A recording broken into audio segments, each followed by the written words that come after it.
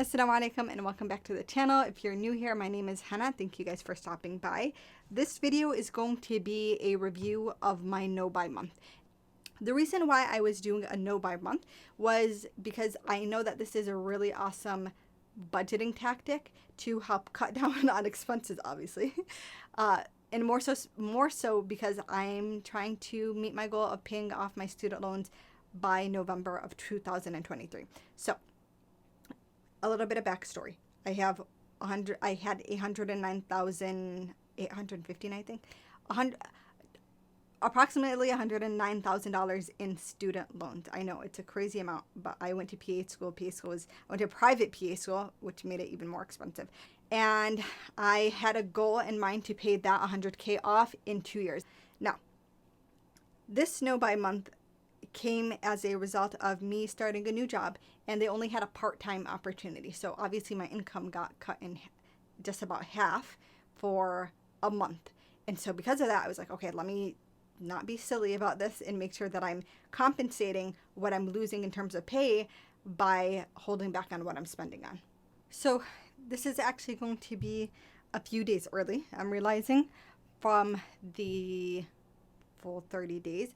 But the only thing that I need to really buy in the next week is going to cost about maybe $10. It's just a few groceries. So I'm going to give you guys an early update. So here are my numbers. Typically in a month, I would spend about $1,200 to like $1,500. That would typically be the range of what I spent. For this time being, I spent $680.51. A huge chunk of that was dental expense that totaled honestly just above $200. If I did not have to pay that dental bill, which it's okay. I was freaked out because I had gotten an evaluation where they said that I had a cavity, and I'm like, there's no way. So I needed to see my dentist and make sure that there was nothing that needed to be addressed, and thankfully there was nothing. This is why you always need a second opinion. Without that dental bill, I would have only spent $458.51. Regardless, the amount that I ended up saving was $519.49. That's a pretty good amount in a month.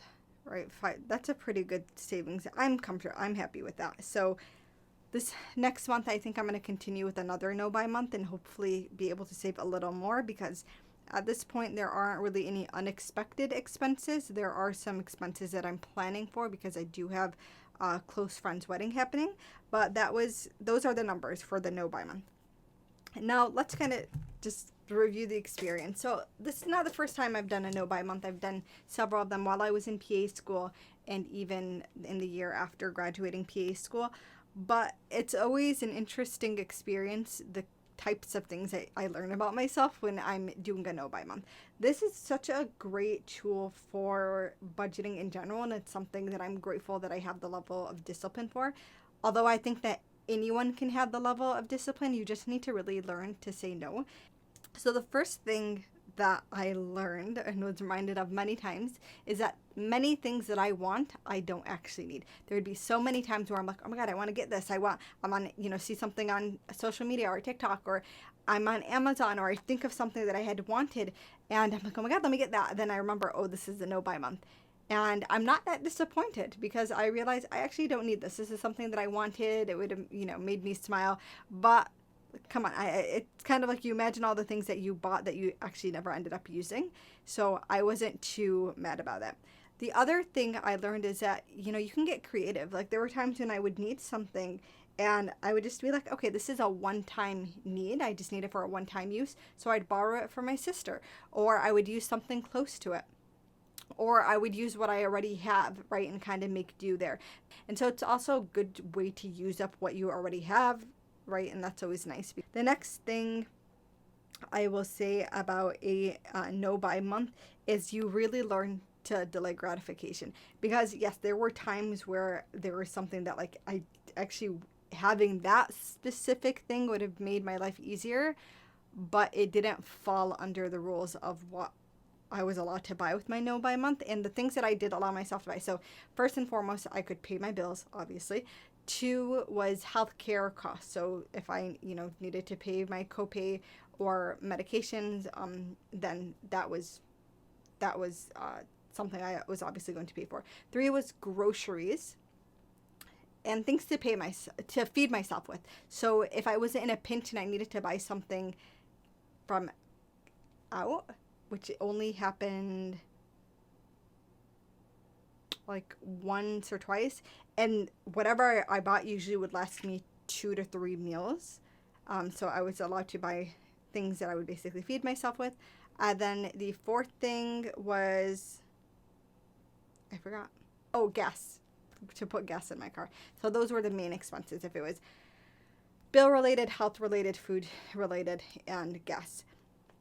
So the next point is I learned to say no, because let's be honest, a lot of the socializing that we do is centered around things you have to pay for. It's a movie that you're going to go watch. It's, meeting up for dinner, things like that. So for me, it was like, if I want to see someone, meet up with someone, then we had to do something low key. So it might mean like having breakfast or brunch at their house, or like going for a walk, or sitting in the backyard, or whatever it might be, just taking into consideration what are activities we can do that actually don't require money. And I think that's something that a lot of us really forget. Like, there are things that you can do where you don't have to pay an arm and a leg.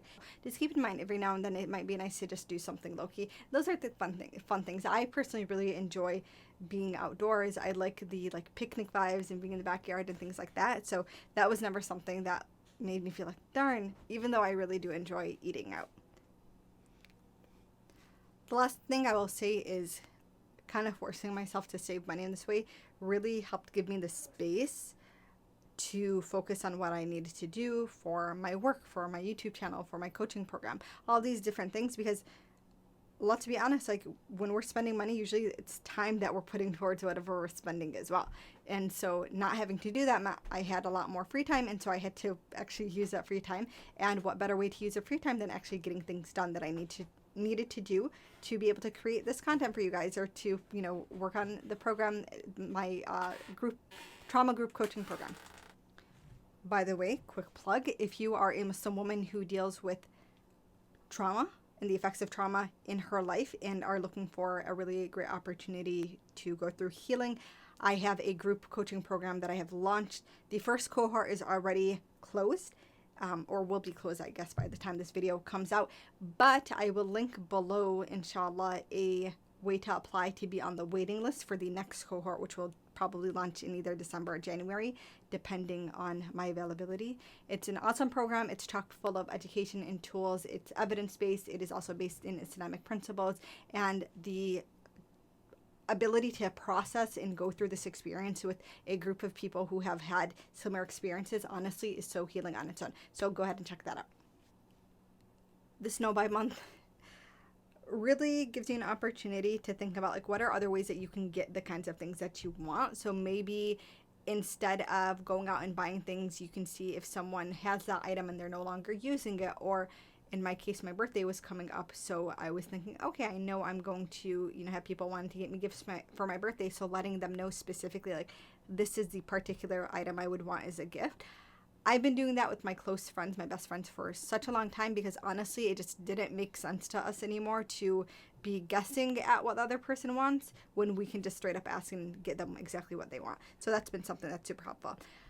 That is my review for my No Buy Month, guys. I hope it was helpful. If this is something that you enjoyed, if you like this kind of finance, I guess, personal finance content, then please like this video, comment below, and subscribe for more. Thank you so much.